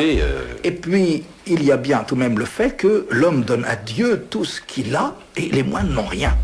Donc, ils donnent à Dieu leur cœur. Tandis que les fidèles qui regorgent d'argent et qui vont chaque après-midi, ou du moins au moins un certain nombre d'après-midi par semaine, dépenser des places de 50 francs au cinéma auxquelles il faut ajouter des glaces et des bonbons. C'est plus que 50 francs maintenant, ça fait longtemps que je n'y ai pas allé. Il y a si longtemps que je ne suis pas allé au cinéma, je ne peux pas vous dire combien ça coûte. Bon.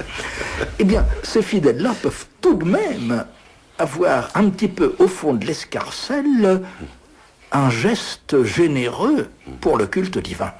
Et quand on voit justement parfois, quand on louche sur le plateau de la quête en voyant ce que les fidèles aisés peuvent donner à leurs œuvres et à leurs curés, on est plutôt confus. Et alors à ce moment-là, justement, il joue au misérabilisme, mais c'est un mauvais jeu et c'est une hypocrisie. Alors, encore, je crois qu'il y avait d'autres questions d'auditeurs d'ailleurs, parce que je rappelle qu'on est toujours sur Radio Cantoisie, qu'on a le bonheur d'entendre Yvan Gobry parler de son ouvrage Cîteaux, le mouvement cistercien et Saint-Bernard, et que l'on peut envoyer ses questions, ses remarques, ses commentaires au 01 46 51 00 85 ou envoyer par télécopie au 01 46 51 21 82. Oui, Marie. un auditeur, peut-on nous conseiller un volume pour avoir un panorama du monachisme en France? Un seul volume, c'est compliqué, mais par contre, rien n'interdit de commencer à lire vos livres. Oui, évidemment, oui. Je pense que, on est... En France, en France, évidemment. Mon troisième volume, qui s'appelle De Saint-Colomban à Saint-Boniface, je rappelle que Saint Boniface est le convertisseur de l'Allemagne, de la Germanie, hein, mais que, en fait, c'est un faux nom. Ça lui a été donné quand il est devenu évêque. Et c'était un moine anglais qui s'appelait Winfrid. Et ce Winfrid a voulu lui convertir les païens, mais s'y est pris du premier coup. Il n'a pas fait comme Saint Colomban en errant longtemps pour chercher des païens en Gaule. Et donc mon livre s'appelle De Saint Colomban, c'est-à-dire 6e siècle avant Jésus-Christ, après Jésus-Christ, pardon, voici, vous voyez que je cherche des moines avant Jésus-Christ, jusqu'à Saint Boniface, c'est-à-dire, il est mort en 753, Saint Boniface. Donc ça fait tout simplement, enfin, je commence ou même au début de Clovis vers 500, hein, ça fait 2 siècles et demi. Et vous voyez, 2 siècles et demi, il y a environ 600 pages. Hein. Je crois même que je vais au-delà, je ne sais plus. Peut-être bien 680, je ne sais plus. Alors ça, on peut le trouver chez François-Xavier Guibert aussi. Pas encore, parce qu'il va le republier. Mais alors là, il y a toute l'histoire du monachisme mérovingien, et je dois dire que c'est la seule synthèse sur ce sujet qui existe. On n'a jamais fait d'histoire du monachisme mérovingien, parce qu'il est extrêmement dispersé, disséminé, à la fois dans le lieu, dans l'espace, mais aussi dans les sources, pour le retrouver. Mais c'est une richesse incommensurable. On aura l'occasion de vous réinviter pour. Et puis alors pour le reste, évidemment, il y a bien... Cîteaux, bien sûr, c'est l'histoire d'un ordre qui est répandu dans l'Europe entière, mais dont les 3/4 des monastères sont en France, hein, parce que c'est un ordre typiquement français, bien qu'il soit universel dans sa vocation. Bernard est un bourguignon pur sang, et ses premiers moines sont des bourguignons et des champenois pur sang. Autre question, Marie. Est-il exact, pardon, je vous prie de m'excuser, est-il exact que la prédication de Saint Bernard soit à l'origine de l'approbation du pape pour la création de l'ordre des Templiers? Oui et non. Un peu plus compliqué. Oui, Saint Bernard a été chargé par le pape Honorius II de confectionner la règle des Templiers. Les Templiers existaient avant le Concile de Troyes en 1128. Hein. Les Templiers ont existé d'abord pendant 9 ans à Jérusalem. C'était donc un chevalier champenois, cousin des comtes de Champagne, qui s'appelait Hugues de Pins, P-A-Y-N-S. Hein. Le village de Pins existe toujours, à une quinzaine de kilomètres au nord de Troyes, au bord de la Seine. Hein. C'était une petite seigneurie. Hugues de Pins ayant accompagné Godefroy de Bouillon à la croisade, lorsque la croisade était terminée et que les chrétiens ont été les maîtres de Jérusalem, a remarqué une chose, c'est que quand les pèlerins arrivaient, s'ils arrivaient, ils étaient ou bien exténués par la route, ou bien couverts de coups de bâton, razziés en cours de route. Et c'est ça, délestés de leur bagage par les Turcs qui les attendaient sur les routes. Alors il a dit, bien, voilà, une œuvre pie, ce serait de reprendre l'épée et de protéger les pèlerins. Donc avec 8 compagnons, tous chevaliers qu'il a trouvés, ils ont formé une petite communauté, et pour que ce soit vraiment l'œuvre de Dieu, que ce ne soit pas simplement pour le plaisir de pourfendre le musulman, ils ont pris un habit blanc, et ils ont fait des vœux solennels, 4 vœux. Non seulement les vœux de pauvreté, obéissance, chasteté, mais celui d'offrir sa vie et de donner sa vie pour la Terre Sainte, pour Jésus-Christ sur le sol de la Terre Sainte. C'est le 4e vœu. De sorte que pendant 9 ans, ça a été des moines soldats qui accompagnaient les pèlerins, qui allaient les chercher, qui défendaient les routes, et quand ils voyaient le sarrasin arriver, eh bien, ils le pourfendaient joyeusement.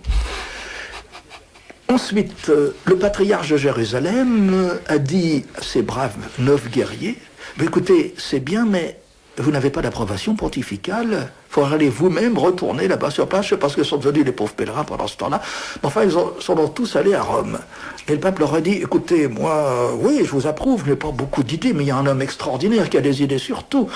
Vous êtes, dit-il à Hugues de Pins, vous êtes champenois. Oh. Ah, mais il y a un pays à vous. Voilà, il n'y a pas loin de Troyes, une abbaye extraordinaire, Clairvaux. Bon, allez voir Bernard.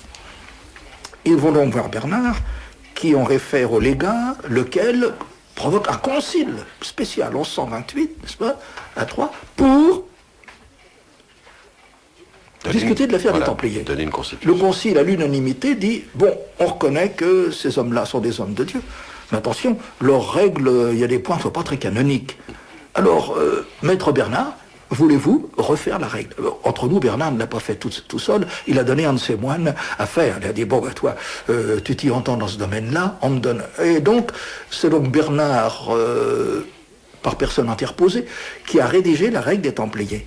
Et qui a été approuvée tout de suite par le Concile et par le pape ensuite. Donc, il a donc, si vous voulez, approuvé les Templiers, fait approuver les Templiers, Bernard, mais il n'a pas été leur fondateur. Non. Autre question, Marie? Oui, un auditeur. D'où provient l'ordre des trappistes? C'est... Oui. Alors... Peut-être qu'on va s'éloigner un peu de notre... C'est un peu long, je vais le dire en 3 mots, parce que c'est trop très rapidement. La Trappe, c'est un monastère fondé d'abord à la fin du XIe siècle par l'abbaye de Savigny. Je dis par l'abbaye parce que Vital, fondateur de Savigny, était déjà mort quand on a fondé cette abbaye. L'abbaye de Savigny est évidemment chef d'ordre et elle a fondé 27 ou 28, il faut s'entendre sur le nombre, peut-être 29, il y en a qui étaient des demi-fondations, si je puis dire, abbayes dans l'est de la France, surtout en Normandie et dans le Maine, l'Anjou. Ensuite, dans le courant du XIIe siècle, l'abbé de Savigny, chef d'ordre, qui s'appelait à cette époque-là Serlon, a demandé au chapitre général de Cîteaux de bien vouloir affilier tout son ordre à Cîteaux. Donc, l'ordre de Savigny tout entier est passé dans le giron de Cîteaux, et donc c'était des conquêtes, c'était pas des fondations, c'était tout fait. Et c'était la filiation de Clairvaux, parce que, il faut dire aussi, mais là je ne m'écarte pas de mon sujet, que Cîteaux a fondé comme 4 premières filles les abbayes de La Ferté, Pontigny, Clairvaux et Montremont, qui ont été alors les 4 filles aînées et dont les abbés sont les proto-abbés de l'ordre et qui ont la mission de surveiller et de censurer l'abbé général, s'il le faut. Alors, ces abbés ont une filiation, c'est-à-dire que à partir de ce moment-là, il y a 5 filiations. Il y a la filiation de Cîteaux et celle de ces 4 filles aînées. Chaque fois qu'un monastère fonde, par exemple Saint-Bernard, a fondé dans sa filiation, il y a 168 abbayes, qui courent après lui, n'est-ce pas, qui sont derrière lui. 68 par lui-même, 100 par ses successeurs. C'est sa filiation. Alors, quand un monastère ancien s'affiliait à Cîteaux, en prenant donc ses constitutions, en prenant son habit, en prenant ses coutumes, consuetudines, eh bien, il était affilié à l'une des 5 abbayes. Là, c'était Clairvaux pour Savigny. Cette abbaye, parmi les abbayes fondées par Savigny, il y avait la Trappe. Cette abbaye de la Trappe a vécu noblement et avec ferveur jusqu'à la Renaissance, et a été victime de la commande. La commande, c'est une chose affreuse qui a ruiné le monachisme en France. C'est tout simplement à cause d'un concordat passé entre François Ier et Léon X en 1516, par lequel le faible Léon X, qui avait pourtant osé excommunier Luther, abandonne au roi de France la nomination à tous les évêchés et toutes les abbayes. Or, que fait le roi de France? Eh bien, il nomme ses copains aux abbayes, qui ne sont pas des abbés, qui sont simplement des clercs, au début des prêtres ou des évêques, et petit à petit même des gens qu'on tonsure pour avoir une abbaye. Un gosse de 10 ans, sous Louis XIII, c'était le cas de Rancé, on le tonsure et on dit, maintenant il est clair, il peut avoir une abbaye. Le jeune Rancé, à 12 ans, avait 4 abbayes et un prieuré en commande, dont il touchait les revenus sans avoir jamais vu un moine. Et il était l'un des hommes les plus riches de France. Quand il avait 25 ans, après, une fois qu'il était ordonné prêtre, sans jamais dire la messe, il a dit une fois, le lendemain de son ordination, c'était fini, avant sa conversion, eh bien, il avait un carrosse attelé de 6 chevaux blancs qui traversaient Paris, et lui-même était dedans avec des costumes et des bagues somptueuses. Alors, la Trappe, donc, à partir du XVIe siècle, prend un abbé commandataire. Et elle tombe dans la misère, à la fois temporelle et spirituelle. Spirituelle, ça se comprend, il n'y a plus d'abbé sur place, le prieur n'a pas les pouvoirs nécessaires. Et puis, temporel, parce que l'abbé commandataire a le droit à la moitié des revenus qu'il empoche, pendant que les moines font de durs travaux pour arriver à se substanter. Alors, ainsi, de dégradade dans des grands-golades, ce sont bien pendant 2 siècles des abbés commandataires qui sont des abbés de la Trappe. Et ça échoua au XVIIe siècle, au jeune Rancé, qui étant donc seconde famille au départ. Alors, on lui dit, toi, tu seras clair, ton frère sera chevalier, bien sûr, voilà, ton frère aîné. Les cadets, n'est-ce pas, étaient voués à l'église, même si c'était indigne, même s'ils avaient une monnaie la bamboche. Mais là, ça tombe mal, son frère aîné mourant, c'est lui qui vient l'aider, mais il garde, malgré tout, ce sera le 3e qui sera chevalier. Enfin, les choses s'arrangent comme ça. Donc, il devient fastueusement riche, Et pendant ce temps-là, son abbaye de la Trappe n'a plus que 6 moines qui sont des bandits. Ils ont abandonné le froc, ils ne cultivent plus la terre, ils ont des armes et ils attendent les voyageurs au tournant des routes. L'auberge rouge. Ils les rançonnent. Voilà. L'auberge rouge. Et quand Rancé, la première fois après sa conversion, a visité son abbaye, il est épouvanté, non seulement de voir ces demi-clochards et demi-forbans mener une vie étrange, mais en plus, elle est à moitié détruite, parce que au lieu d'aller abattre des arbres pour faire du feu, eh bien, on a pris les stalles, on a pris les chaises, on a pris les meubles, et on a mis ça au feu. Donc, son abbaye s'écroule. Alors, Rancé, après sa conversion, va être abbé régulier de la Trappe, c'est-à-dire qu'il va faire un noviciat, il va prononcer des vœux à 37 ans, et puis il va reprendre le collier, et il va convertir les moines qui sont là, et attirer dans cette abbaye un nombre considérable de convertis, en général justement des brigands, des criminels, des assassins, plus au contraire des hommes tout à fait innocents qui viennent là justement pour aider. Magnifique aventure que celle de Rancé. Voilà. Alors, relire Chateaubriand, relire La vie de Rancé, c'est un livre de Chateaubriand. Mais j'en ai écrit aussi, j'en ai publié une en 1991. Non, oui, tout à fait, mais Chateaubriand parce que c'est un livre que autrefois on considérait comme un livre mineur. Oui, mais il en invente la moitié. Enfin, c'est l'époque du romantisme. Oui, alors il invente des choses ahurissantes, comme par exemple Rancé avait sur sa table de travail le crâne de la duchesse de Montbazon qui avait été sa maîtresse, des choses de ce genre. C'est une mise en scène. Oui, à la Chateaubriand, mais le style est très beau quand même.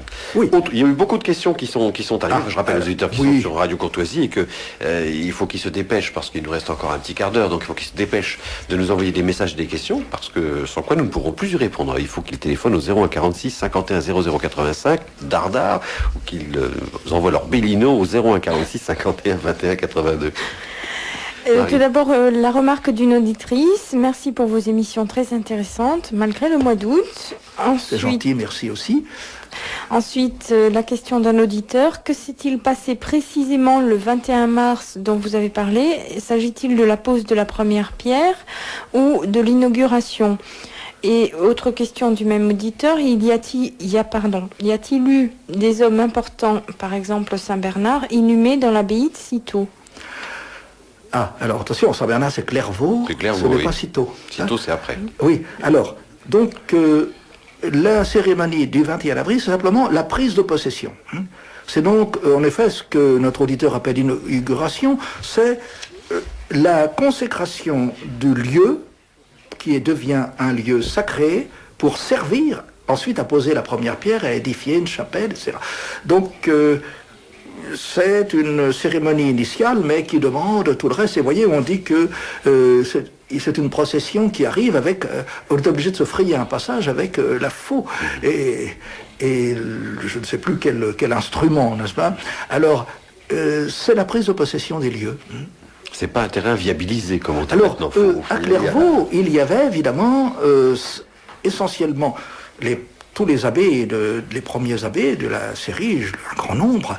Et en plus, alors, le fameux Saint Malachie, archevêque d'Armagh, qui était enterré à côté de Saint-Bernard, et dont on a dispersé les cendres comme celles de Saint-Bernard. Enfin, le dommage, c'est qu'en 1791, l'abbaye a été vendue par les révolutionnaires, et donc, par haine de la foi, les acheteurs ont dispersé les ossements dans tous les sens, et donc on ne sait pas qui avait été enterré à tel endroit, quels sont les os, on les a donc réenterrés en vrac, réinhumés, sauf le chef de Saint-Bernard, qui n'était plus là, qui était à la cathédrale de Troyes.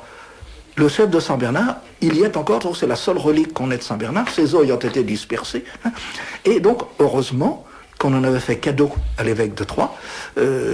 Comme cela, vous pouvez voir, quand vous visitez le trésor de la cathédrale de Troyes, qui est dans une sacristie à droite, où il y a beaucoup de jolies choses, eh bien, il y a justement ce chef de Saint-Bernard qu'on peut admirer. Mais le reste, tous les ossements des abbés ont été dispersés, et ceux du fameux Saint Malachie, auquel on a prêté 4 siècles plus tard une prophétie complètement stupide, inventée par un chanoine du XVIe siècle, enfin, qui a...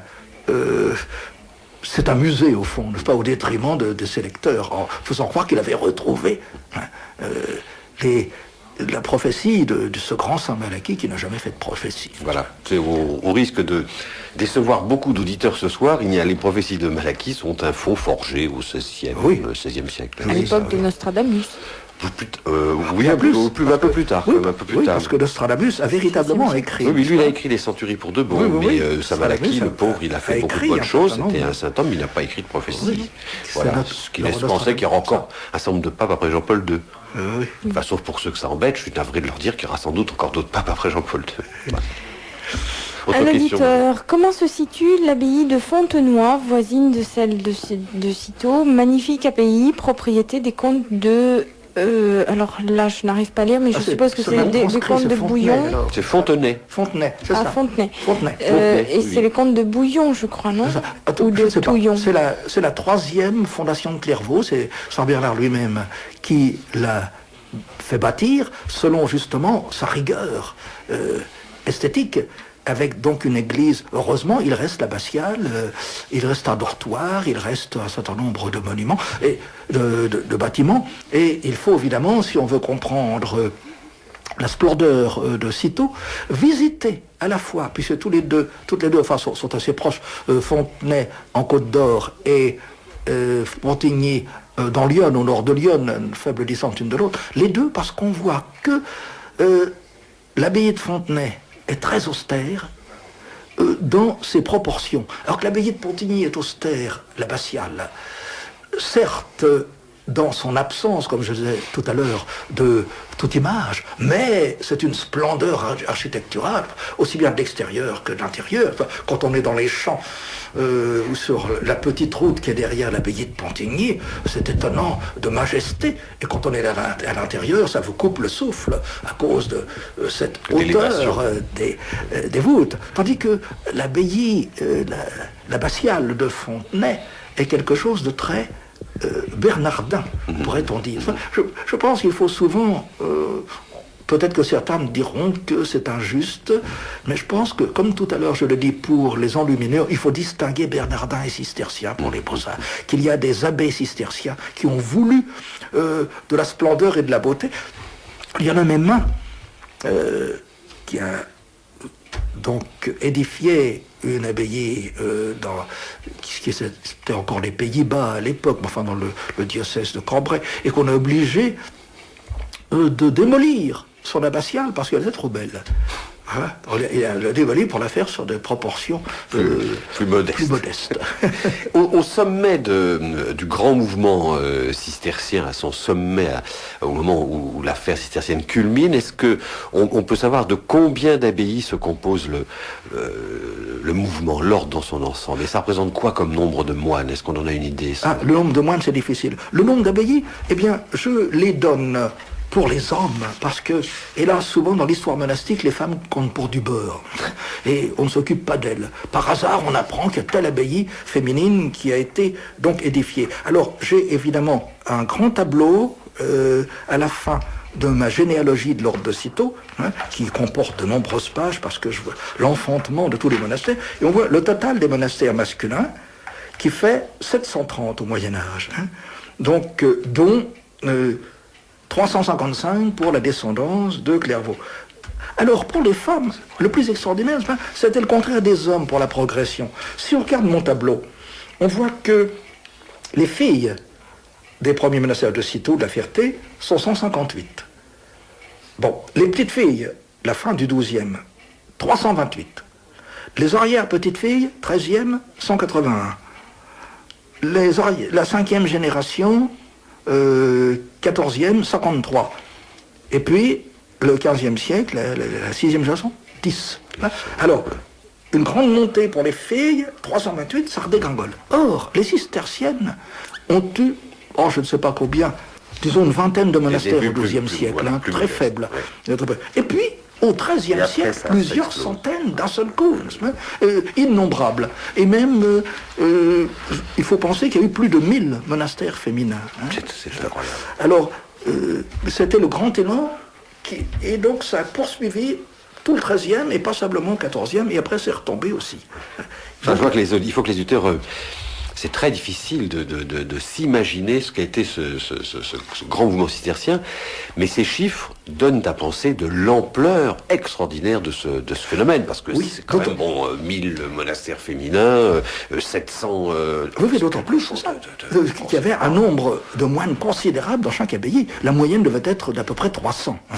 Il y en avait qui en avaient 80, mais il y en avait qui en avaient 500 des moines. Hein. Ce sont des dizaines de milliers de moines, peut-être même 100 000 moines et moniales qui se sont investis dans cette aventure spirituelle extraordinaire. Et il faut voir ce qu'était la population de l'Europe à cette époque. Il ne faut pas du tout comparer à notre Europe de 500 millions d'habitants.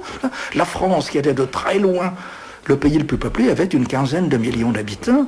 L'Angleterre en avait 5, etc. Donc, une Europe de 30 millions d'habitants, qui était donc le 20e de l'Europe actuelle, et qui avait 500 fois plus de moines qu'aujourd'hui. Encore une ou deux questions, Marie, parce qu'on nous fait signe, il nous reste 2 petites minutes pour clore l'émission, mais 2 questions 2 petites minutes, à laquelle je vous demanderai de répondre le plus brièvement possible. Je suis désolée pour les auditeurs que nous n'aurons pas le temps de faire intervenir à l'émission. Dépêchez-vous, Marie. Une auditrice, émission formidable, je vais réécouter les retransmissions, c'est passionnant, merci. Un auditeur qui vous titille un petit peu, Daniel. Si Samalaki n'a pas fait de prophétie, vous avez tort d'en faire. Comment pouvez-vous savoir ce qui se passera après la mort de l'actuel pape? C'est tout comme question, il n'y a pas de question particulière sur l'ouvrage de notre ami Yvan Gobry. Eh bien, il y a une question. À quel moment précis interviennent Saint-Norbert et les prémontrés par rapport à ce que vous avez dit sur Saint-Bernard? Tout à fait contemporaine. Saint-Norbert était l'ami de Saint-Bernard. Même le lieu de Prémontré avait été d'abord proposé par l'évêque Barthélemy de Laon à Saint-Bernard, qui sur le moment n'avait pas de moine à y mettre, et qui a fait la fine bouche. Et du coup, il a dit, mais il lui a donné un coup de coude, je suppose, à l'évêque, en disant, regardez donc, mais il y a mon ami Norbert par là, qui est en train de fonder, qui cherche, qui est un ermitage. Et c'était le tout début, n'est-ce pas? Norbert venait de se convertir. Il a mené une vie de bâton de chaise, aussi lui, n'est-ce pas? Il venait de se convertir avec quelques compagnons, il a voulu se faire ermite. Et c'est l'évêque Barthélemy de Laon. Et alors après, Norbert et Bernard ont été des amis intimes. Ils ont eu quelques petits mots difficiles, quelques petits passages, qui n'ont pas été très, très, très doux. Mais après, ils se sont bien entendus, notamment en Italie, au fameux concile de Pise, où il y avait le projet de remettre en question l'élection d'Innocent II. Et c'est Saint Bernard qui a dit à Saint Norbert, je ne veux pas qu'on remette en question Innocent II, et donc Norbert s'est incliné, n'est-ce pas? Il était d'ailleurs archevêque de Magdebourg à cette époque, donc c'était un très grand personnage, Magdebourg étant la capitale en quelque sorte des Ottoniens, des grands empereurs, Saint Othon le Grand, pour que le canonise, et puis ses successeurs. Donc ce sont été 2 amis intimes. Merci Yvan Gobry pour toute cette explication sur Cîteaux, et nos auditeurs retrouveront dans votre livre qui fait près de 650 pages tous les détails, notamment les Saint-Bernard et Clairvaux et Saint-Bernard la Papauté, qui est un chapitre tout à fait passionnant pour montrer l'importance de ce personnage considérable. Ce livre s'appelle Cîteaux d'Yvan Gobry, publié chez François-Xavier de Guibert, de 650 pages, 250 francs. C'est un très très beau livre. Évidemment, c'est un livre qu'il faut prendre le temps de lire et il faut le savourer à petite dose.